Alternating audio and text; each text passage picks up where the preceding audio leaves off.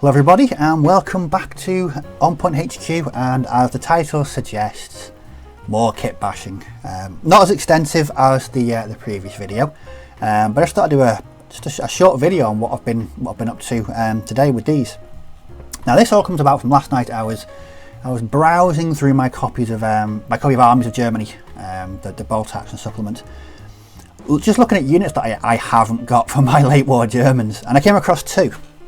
The first was an anti-tank gun team, and the second was a light mortar team. Now the anti-tank gun, a couple of months back I tried to sort of fashion one using a spare piece from the Perry's Deutsche Afrika Corps set. The scale just wasn't there and it didn't look very good. So I gave up on that and moved on to something easier. But today I thought I'm in a mood for a bit more kit bashing. I've been working on my French, but metal figures at the moment just don't inspire me. I want to be cutting up and chopping up plastic figures. So I remembered what I'd looked through in the book last night and thought, well, let's see if I can put these together. And I've managed to do that. Using some bits and pieces across, again, a number of different boxes. But again, I've used allied weapons to sort of represent these guys, you know, capturing equipment or liberating it from from former owners.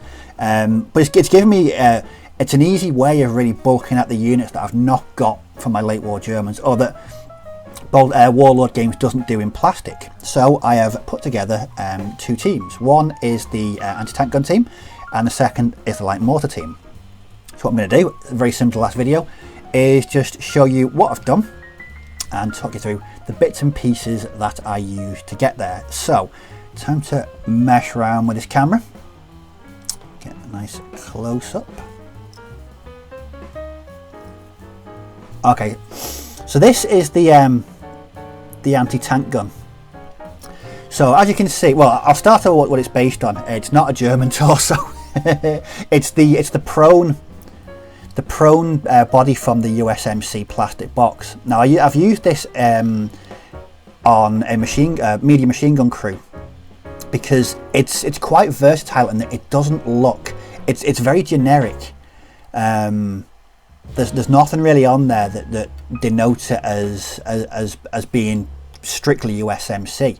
The gauges aren't as pronounced as the rest of the figures, and if you add a head and add a bit of equipment, you can disguise it to, and once it's painted up, it's going to look like a German anti-tank gunner who's captured a boy's anti-tank rifle. So just go through the pieces. So like I said, the body is USMC. What I did, I don't know if you can see that there or not, I just used a craft knife to sort of remove the ridgy bit, and then went in with a file and filed it smooth. It just looks like a standard gaiter now. And I also use a craft knife to chop the sort of strap that keeps to the bottom of the boot. So in essence, that is now just a gaiter and a pair of boots. The anti-tank gun is from the British Commonwealth infantry box. It's the anti-tank gun option from there.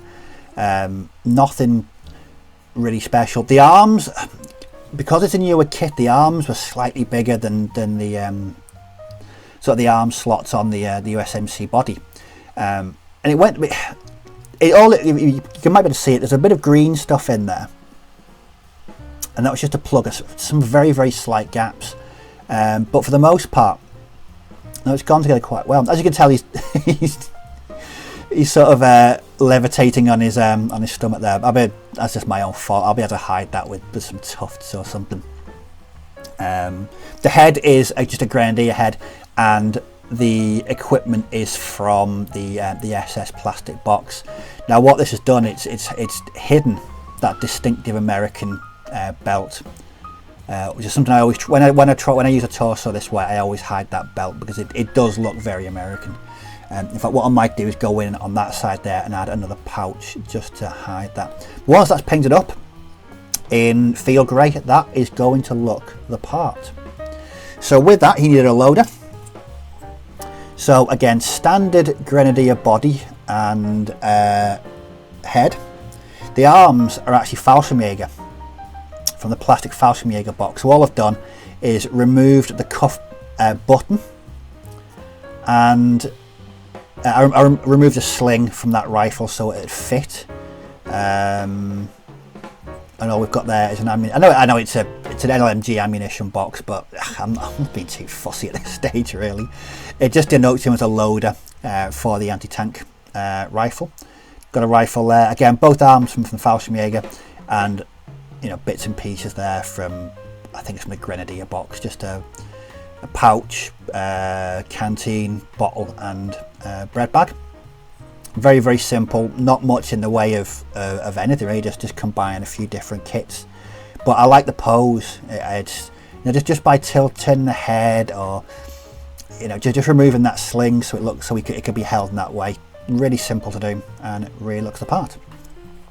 So light mortar up next. Again, I've used the plastic USMC prone body, and same as last time, hidden the belt so you can't really tell. And again, I've also filed the gaiters down so they just look like standard boots and gaiters, non-generic, non-national, not nation specific. So like the anti-tank gun, the light mortar itself is actually from the British Commonwealth infantry box. Again, the arms were a bit big, so as you'll see, I've gone in with some green stuff and just filled in the gaps. And I added I think that's an SS head there. But again, it's just simple, and I've now got a light mortar option for my late war Germans. Something just as simple as that. And obviously with him, he will need an assistant loader as well. So this is made up of many different pieces. So it's a Grenadier body, the kneeling one. The equipment is from the Blitzkrieg box. The head is again a standard Grenadier head.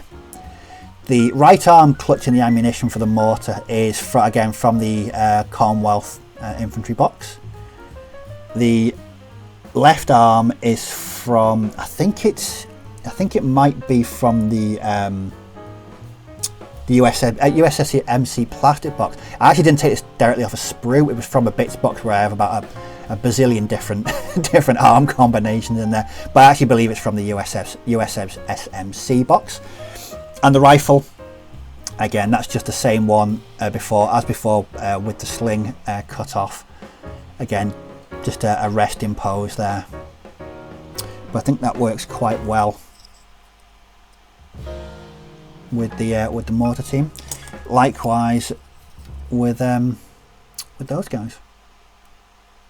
And there we have it, 2 more options for my late war Germans, and in very little time at all. I would say I spent about an hour, less than that, putting these together. That's including dry fitting, testing, working out what I'm going to do, and then adding the green stuff. So less than an hour, 2 new units for my late war Germans. So I said I'm going to make it a short one, and that's the plan. Before I go, I hope everybody is staying safe and following the advice and instructions that I've been given.